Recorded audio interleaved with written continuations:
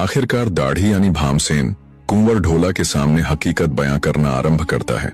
तो सुनो राजकुंवर, मैं पूंगल देश से महाराज पिंगल का भेजा हुआ दूत हूँ, जो आपको ये याद दिलाने आया था कि बचपन में आपका विवाह राजा पिंगल की चहेती पुत्री राजकुमारी मारवण के साथ हो चुका है।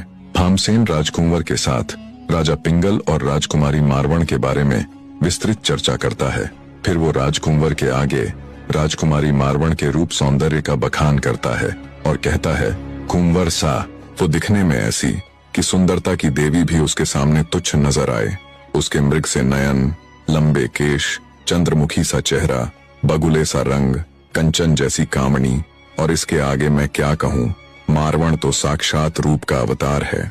भामसेन द्वारा बताए गए शब्दों के अनुरूप जब राजकुमार ढोला ने राजकुमारी मारवण का चित्र अपने मन में बनाया तो उसकी अनुभूति मात्र से ही वो सिहर उठा। वो स्वयं पर घोर पश्चाताप करता हुआ आत्मग्लानि से भर गया। उसे खुद के ऊपर बड़ा क्रोध आ रहा था कि आखिर क्यों वो अपनी पहली पत्नी को भूल गया। राजकुंवर ढोला अभी मन के भंवर में डूबा ही हुआ था कि भामसेन ने अपनी पगड़ी से राजकुमारी मारू का वो निजी पत्र, जो उसे राजकुमारी मारू ने सिर्फ अपने पति यानी राजकुंवर ढोला को सौंपने के लिए दिया था, निकालते हुए राजकुंवर ढोला को सौंप दिया और बोला, हे कुंवर सा, मैं बड़ा बचते बचाते पत्र सहित आप तक पहुंच पाया हूँ। भामसेन की बात सुन ढोला के चेहरे पर सवालिया निशान उभर आते हैं। तब उनका आशय समझ भामसेन कुंवर के आगे मालवण और उसके द्वारा तैनात किए गए बेरहम शस्त्रधारी पहरेदारों का पूरा ब्यौरा कह सुनाता है कि कैसे मालवण के उन निर्दयी सैनिकों ने पूंगल से राजकुमारी मारू का संदेश लेकर आने वाले सैकड़ों संदेशवाहकों को मृत्यु के घाट उतार दिया।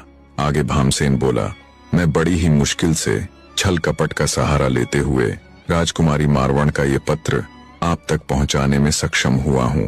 भामसेन की बात सुन पहले से ही पश्चाताप के सागर में डूबे राजकुमार ढोला की आंखें भर आती हैं। राजकुमारी मारू द्वारा लिखे उस पत्र को वो अपने हृदय से लगा लेते हैं। एकांत में जाकर बेसब्र से होते हुए राजकुंवर ढोला जब राजकुमारी मारू के पत्र को खोलकर देखते हैं तो उनका हृदय पीड़ा से भर जाता है। राजकुमारी मारवण की घनी घनी मनोहार तथा उनका हृदय ताप पत्र में अंकित था।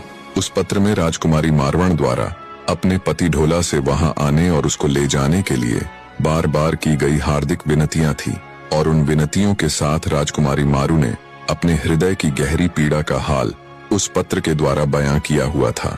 भरे हुए नेत्रों के साथ राजकुंवर ढोला उस पत्र को इस प्रकार अपने हृदय से लगाए हुए थे जैसे वो राजकुमारी मारवण के उस पत्र को अपने हृदय में सम्माहित कर लेंगे। बने रहे।